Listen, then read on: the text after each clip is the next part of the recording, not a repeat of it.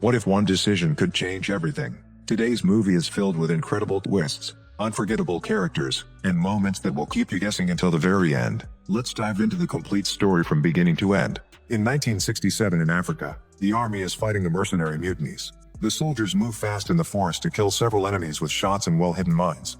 At the military base, the infirmary is full of men, but not all of them were wounded in combat.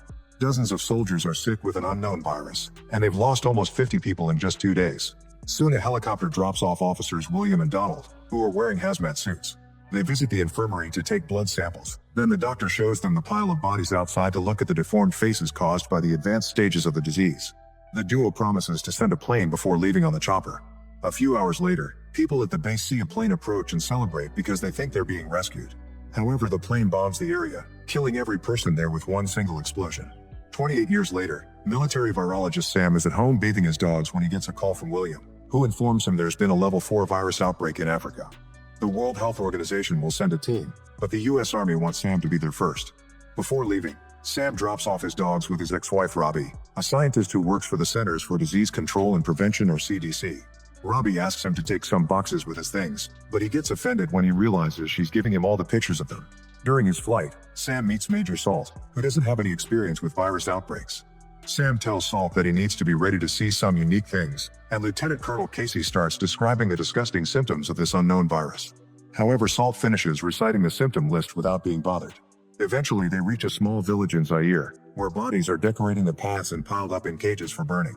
Inside a hut, they find a few survivors in terrible conditions surrounded by even more bodies. Salt checks a bed because he hears a kid cry and finds a boy sitting with his disfigured dead parents. The horrifying sight makes Salt freak out and puke inside his hazmat suit, which causes him to have trouble breathing. Casey tries to stop him from taking his helmet off, but it's too late. Salt removes it anyway and takes a deep breath. Sam now wants to isolate him, but the local doctor tells him it's fine because the virus isn't airborne. Afterward, the doctor tells the team that they didn't come soon enough because the village is dead. The virus kills in only 2 or 3 days and has a mortality rate of 100%. If someone infected tried to leave, they must be dead in the forest and couldn't have reached the next village. Patient Zero was a young man who worked with a foreigner to build a road, and when he came home he was sick. After that guy drank from the well, the virus spread through the village. He died 2 hours after he arrived and had been incoherent the entire time, so they couldn't ask him how he was infected.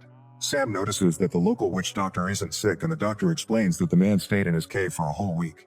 This witch doctor believes that the gods are angry because foreigners are destroying their land, so the virus is a punishment.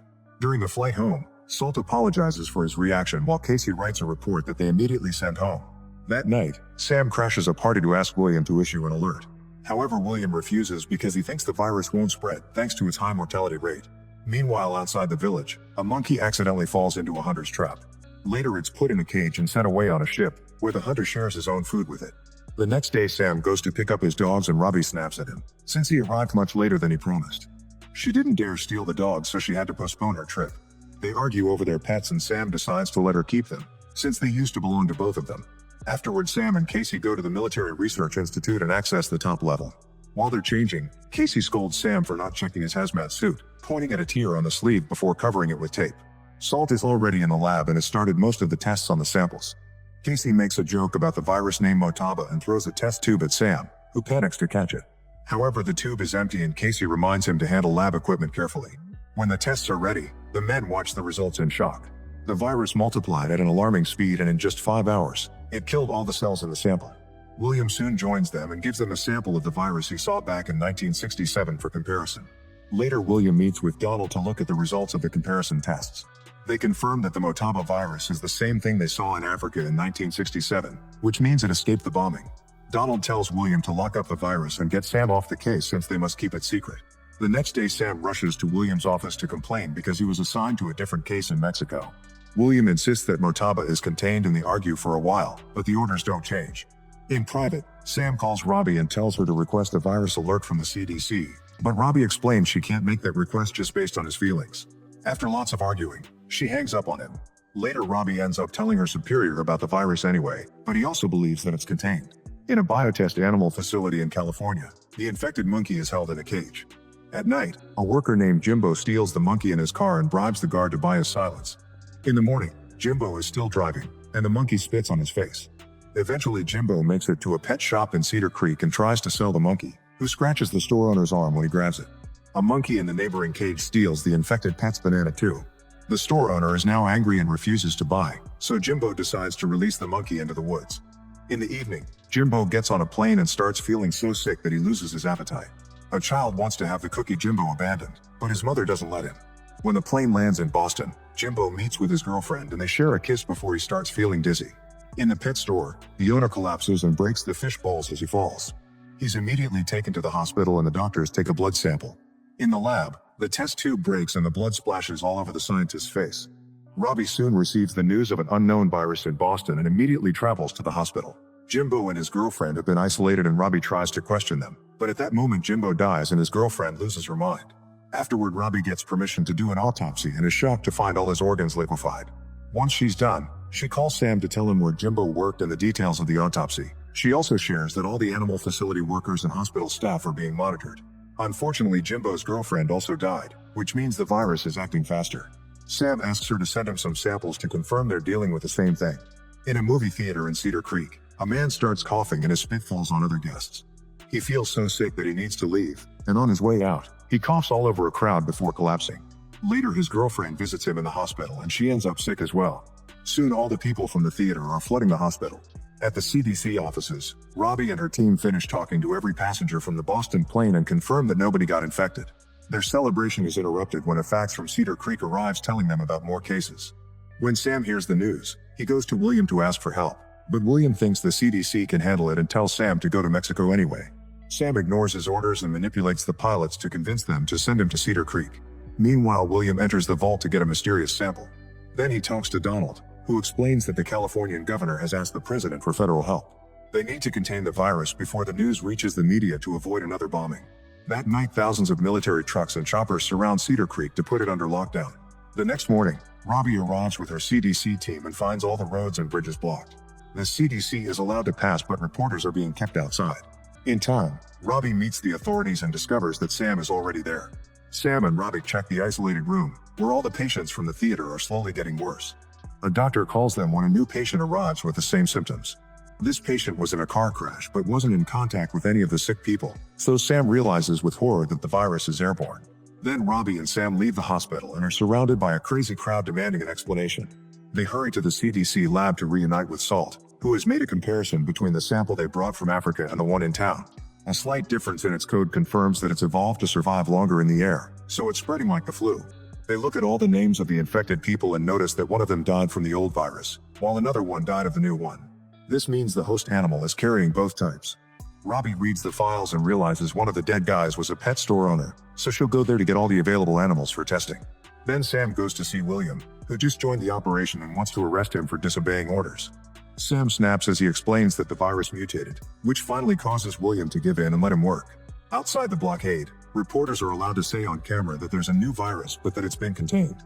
Some news teams try to take footage from their choppers, but the military helicopters quickly chase them away. People in town are rioting because they want to leave, so the soldiers have to use force to keep them back. Two men get in their trucks with their families and start driving through various structures until they manage to leave the town, so the military chases after them. A helicopter blocks them and opens warning fire, yet the men keep on driving and one of them even shoots back. The soldiers keep the fire going until one of the trucks explodes, killing everyone inside. Seeing this, the other truck stops and the soldiers arrest the family. At the pet store, Robbie finds the monkey that stole the banana. However, it can't be the host because it's currently very sick.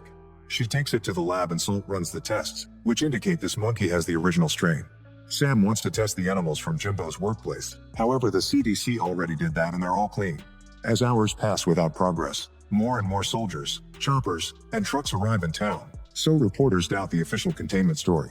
A curfew is put in effect and the soldiers patrol the streets to send everyone home. If anyone is found outside, they'll be arrested. In the afternoon, Sam discovers that the latest crew of soldiers has arrived with several bags of medicine that they administer to the patients. He asks William about it and learns that the bags contain an experimental antiserum. However, William refuses to say how he got it. Sam accuses him of keeping too many secrets, but their argument is interrupted by one of the first patients dying. Then Sam takes an antiserum bag and asks Salt to test it on the monkey. Soon the virus is spreading through town. Any person feeling sick must hang a white fabric outside their house so the soldiers can pick them up and take them to the hospital. A mother says goodbye to her children before leaving and the father has to stop the kids from touching her. Tests indicate that most of the town is infected now, so there's no more room in the hospital and the military has to set up tents to isolate the patients. In the lab, tensions are high because nobody is getting enough sleep. Casey is so sleepy that he almost passes out in front of the microscope and walks away without disconnecting the air tank from his hazmat suit, which causes it to tear. He quickly leaves without a word, but Robbie sees him and follows him. After going through the decontamination chamber, Casey tells Robbie that he only got a scare. At the White House, Donald tells the authorities that the virus will be all over the country in 48 hours, so they should bomb the town. However, the chief of staff needs several experts to present proof that bombing is the only choice. Otherwise, the rest of the country will destroy their careers for killing so many people. That night, the soldiers pile up all the bodies in a shack and burn them down. Meanwhile, the infected monkey finds a house and a child to play with. At the lab, Sam is shocked to see that the monkey is feeling better. However, the anti-serum hasn't been working in humans, which means it only cures the original virus, and the army has been hiding a Motaba cure all along. Suddenly, Casey collapses and starts having a seizure. The team immediately takes him to a hospital room and uses various methods to calm him down. When Robbie gives him an injection, Casey has another seizure and causes her to hurt herself with a contaminated needle. Robbie runs into another room and takes off her gloves to confirm that the needle pierced her skin, so she washes her hand. Sam comes to help her, but she snaps, blaming herself for not stopping Casey earlier. Sam shakes her to calm her down and promises he'll cure her. Afterward, a furious Sam confronts William, who admits they knew about Motaba all along but never found the original host. William's speech about being a good soldier makes Sam realize that they've been hiding everything because the army wants the perfect biological weapon and that the town may be bombed. So William confirms that the president has already approved the plan for tonight. On his way back, Sam gets a call from Salt, who has new information. The guard from Jimbo's workplace has finally talked and mentioned a missing animal, but he didn't know what kind. Files show a shipment that arrived from Africa, so they must find what was in that cargo. When Donald hears that Sam has been snooping, he orders his men to arrest him. Meanwhile, Sam tells Robbie that if he isn't back soon and she doesn't have any symptoms, she should leave because they'll bomb the town.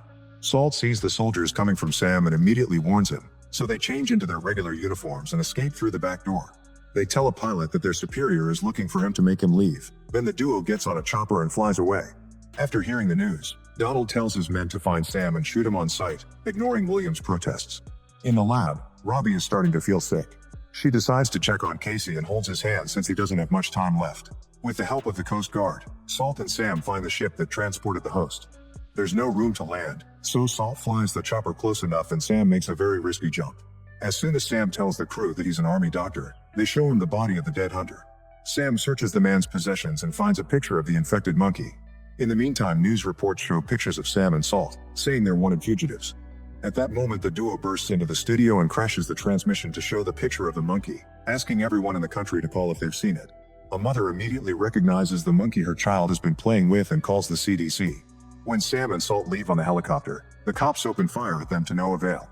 Sam gets a call from the studio with the address to find the monkey, so they head there. The call is intercepted by the army, so Donald gets on his way too.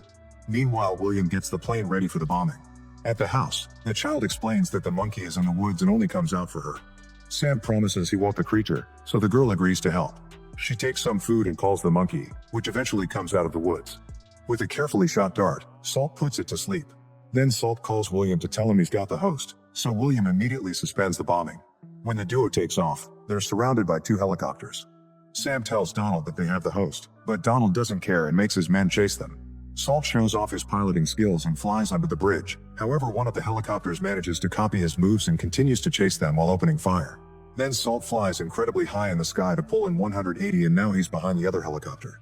By forcing it into one particular direction, the enemy choppers almost crash into each other. While they pull some quick movements to avoid the crashing, Salt and Sam fly away safely. They also shoot a few missiles at the ground to make it look like they crashed, so their enemies are forced to stop and check. Minutes later, they arrive in Cedar Creek and Salt immediately starts working on a cure by using the monkey's blood. Sam checks on Robbie, who doesn't have much time left either. He decides to take off his helmet and makes her touch his face in case it may be their goodbye. Once Salt finishes the serum, he immediately injects Robbie with it.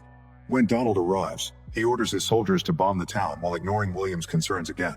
Sam notices that Robbie is getting better, but his celebration is interrupted by Salt, who tells him that the plane is coming. The duo runs to get back on their chopper and Sam uses the radio to tell the pilots that he has the cure. The pilots don't answer, so Sam scolds them for following orders instead of doing the right thing. He also reveals that their superiors knew about the virus all along. William picks up the radio and pretends to scold Sam while giving him a tip. If he gets in the way of the plane, the pilots can't bomb the town. Saul flies the helicopter toward the plane to block it, and the pilots hear both Sam and Donald give them opposite orders. At the last second, the plane turns around to avoid a crash. To Sam's surprise, the pilots drop the bomb in the ocean instead, so the explosion only kills some fish. At the base, William relieves Donald of command for withholding information from the president and orders his arrest. Donald points out that this will bring him down too, and William is fine with it. Some hours later, everyone in town is feeling better. Sam reunites with a healthy Robbie and they start discussing a possible reconciliation.